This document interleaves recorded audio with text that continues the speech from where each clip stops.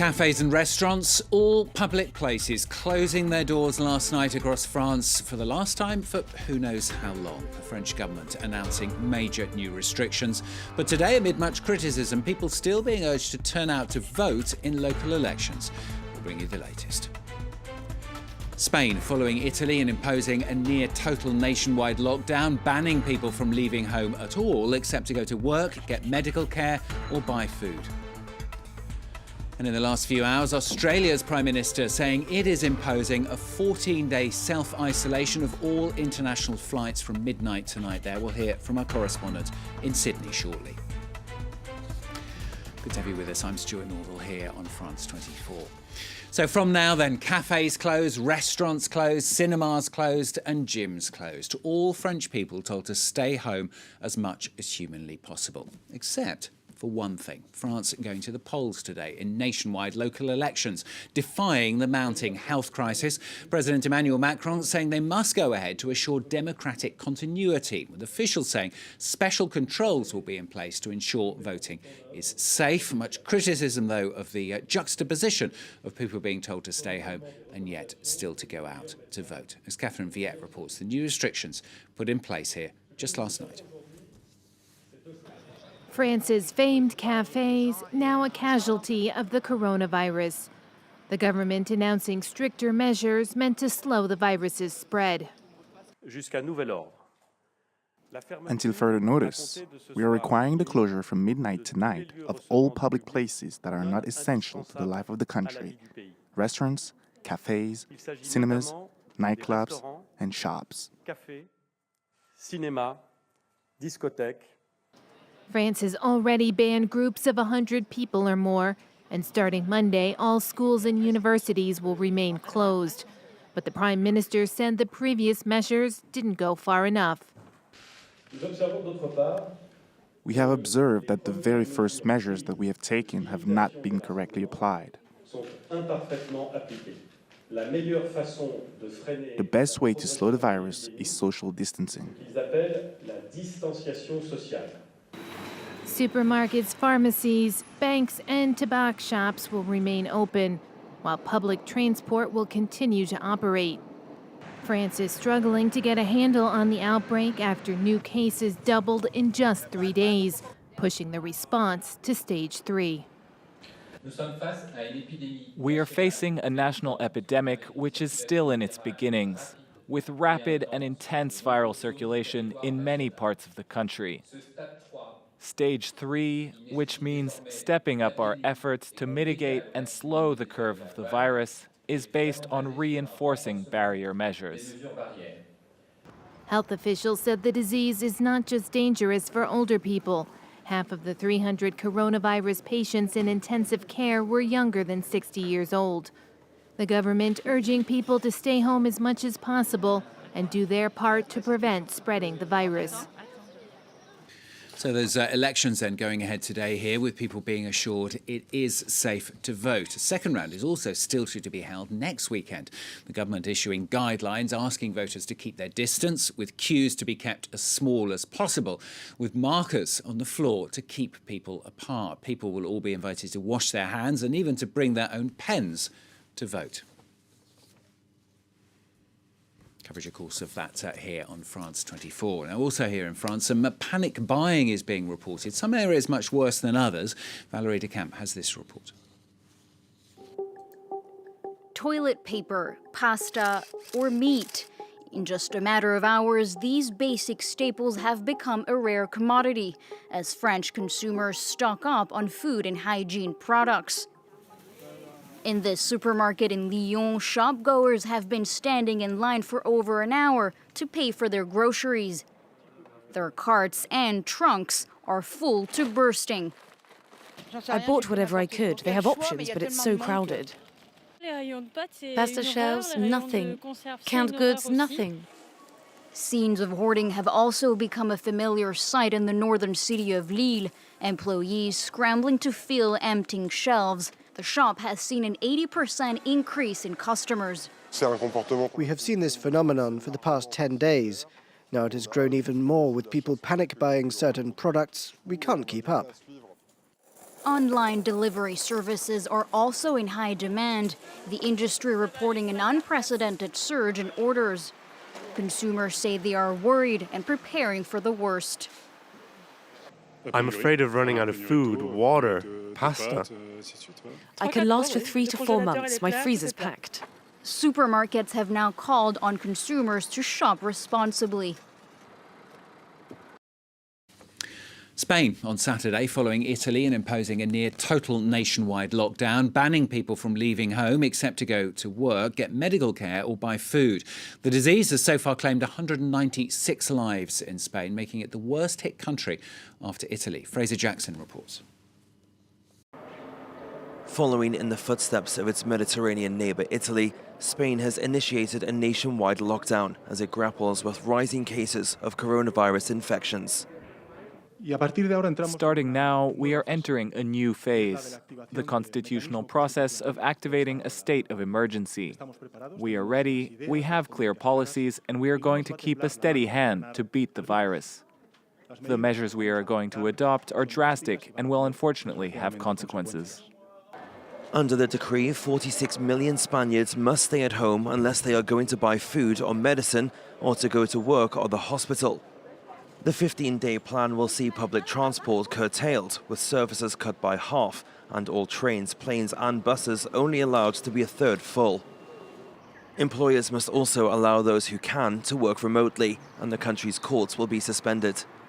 The government also reserves the right to ration supplies and requisition factories and buildings, apart from private homes. The restrictions will come into effect at 8 a.m. on Monday morning. Despite the wide sweeping measures, the decree stopped short of closing the country's borders. Even before the measures were announced, the streets of the capital were visibly emptier than normal, as shops and restaurants had already closed down under the state of alert issued on Friday. With an aging population and over 6,000 infections, Spain is currently the 5th worst affected country in the world and the 2nd worst in Europe. The Australian Prime Minister has announced in the last few hours that a 14-day self-isolation is to be introduced on all international passengers arriving from midnight on Sunday to try to contain the spread there. Australia are also banning cruise ships from foreign ports. Today, the National Security Committee met before the National Cabinet, and we have moved now to the next phase, which is the targeted action stage. And there are a range of decisions that were taken today that reflect the change in where we're heading. We will impose a universal precautionary self-isolation requirement on all international arrivals to Australia, and that is effective from midnight tonight. Further, the Australian government will also ban cruise ships from foreign ports from arriving at Australian ports for an initial 30 days, and that will go forward on a rolling basis. Scott Morrison there. Well, earlier I spoke to our correspondent in Sydney, Rochelle Harrison-Pless. Any overseas arrivals must self-isolate for 14 days. That kicks in at midnight on Monday morning. The Prime Minister appearing to follow the example set by New Zealand. The two countries now have some of the toughest border measures in a bid to stop the virus from spreading. As the Prime Minister also mentioned earlier today, there is also a 30-day ban on any cruise ships arriving from foreign ports, and that could be extended. These measures come hot on the heels of an earlier announcement that places a ban on any static gatherings of over 500 people. That also starts on Monday, but so far does not include schools, public transport or airports. We're not sure whether we could see any lockdowns, the lockdowns that we're seeing in France, Italy or Spain, but the chief medical officer has said that he is not ruling a lockdown out and that so far all options are on the table. Rochelle, what stage is this out there for ordinary residents there? I mean, we've seen images, for example, of some panic buying. That's right. Well, there is a lot of anxiety, understandably, as the situation is rapidly evolving, and the number of cases here in Australia isn't slowing down. They are increasing. We have seen a lot of panic buying, supermarket shelves stripped bare of things like pasta, rice and tinned food, even fights, brawls breaking out in supermarkets over toilet paper. Events that 2 or 3 days ago were set to go ahead this weekend were cancelled at the very last minute, which just goes to show just how dynamic and volatile the situation is. There's a sense of mixed messaging from the government as well, but authorities say, listen, the official advice will continue to change as long as the number of coronavirus cases increases. So really, there is anxiety, there's a lot of uncertainty, and really everyone is just trying to take it day by day. Michelle Harrison-Pless there in Sydney earlier. Now in the UK, the government there announcing 10 more deaths, nearly doubling the death toll from the virus. It stands now at 21. Real criticism, though, of the authorities for adopting a so-called herd immunity policy rather than locking everything down as from now. Let's find out more in this from Colin Killimber. Large gatherings banned, while governments worldwide take emergency measures to stop the new coronavirus from spreading, the UK has so far been more hands-off. Informing its strategy is the principle of herd immunity, which experts warn could be very risky to apply to the new pandemic. What you're intending to do is allow the virus to spread within the population to try and build up a natural immunity, because as you get infected, you become immune, without causing so many serious infections that it overwhelms the NHS. But we have very few critical care beds up and down the country, and they're always under pressure. Herd immunity is a widely accepted concept in public health, but it generally requires most of the population to be vaccinated against a disease. Developing and producing a vaccine against COVID-19 could take more than a year. And without it, more than half the UK population would need to get infected to achieve this effect. The government's top scientific advisor admits this would likely mean some 40 million or more Brits catching the virus, which several experts warn could lead to at least 1 million deaths. Still, the advisor said that countries would have no choice but to develop a long-term response. If you completely locked down absolutely everything, probably for a period of 4 months or more, then you would suppress this virus. All of the evidence from previous epidemics suggests that when you do that and then you release it, it all comes back again. Prime Minister Boris Johnson insists the government's goal is still to slow the spread of the virus. And Downing Street is expected to follow other governments in announcing emergency measures this coming week. Well, the virus continuing to spread right across the world as governments continue to take drastic measures. Let's find out in this report from Valerie de Camp.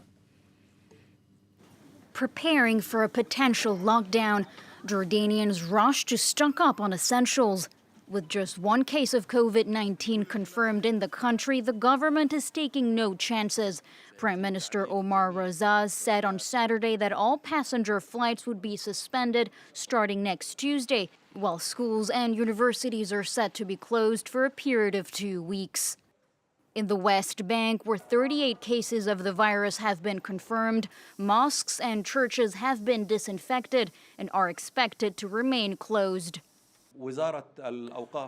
The Ministry of Religious Affairs has put out a statement demanding that people, worshippers, Muslims and Christians, hold their prayers at home in order to stay safe, especially since this epidemic is spreading through gatherings.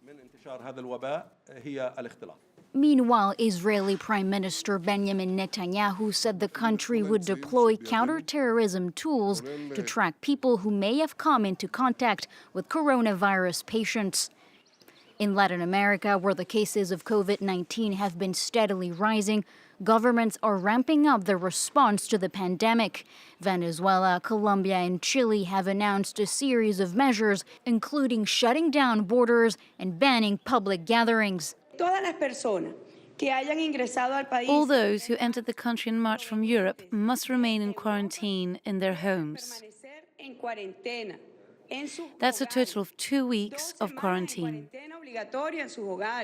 So far, the virus has infected more than 150,000 people worldwide, while more than 5,000 have died. Well, that's the latest news for now. We'll keep you updated, of course, here on France 24. More in 15 minutes' time.